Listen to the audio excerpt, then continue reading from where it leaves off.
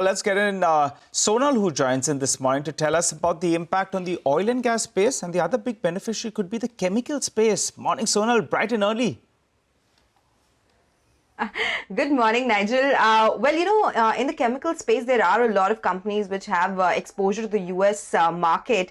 Naming some of them, the likes of SRF, there's Navin Fluorine, Acutaas Chemicals, Neogen Chemicals, Aarti Industries, Vinati Organics as well.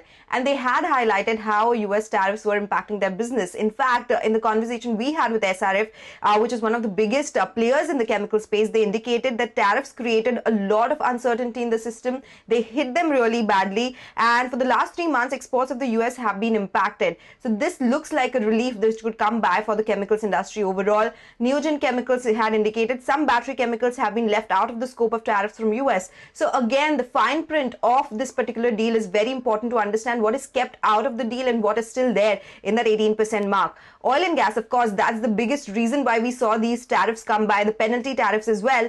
Trump in his post indicated that India will not buy Russian crude oil and will buy from the US and possibly Venezuela as well.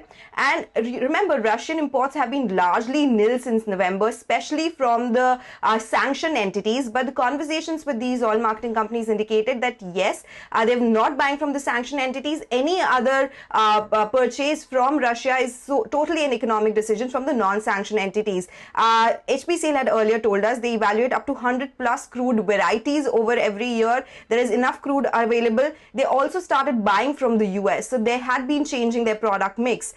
In terms of Venezuela, remember Reliance has in the past purchased 20% of their daily crude requirement from Venezuela. And now they tie up, it could benefit them by $5 to $8 per barrel in terms of discount, which will aid their GRMs. ONGC is also awaiting the dividend. So maybe things could move faster. And if Venezuelan imports come in, it could be positive for the oil and gas industry.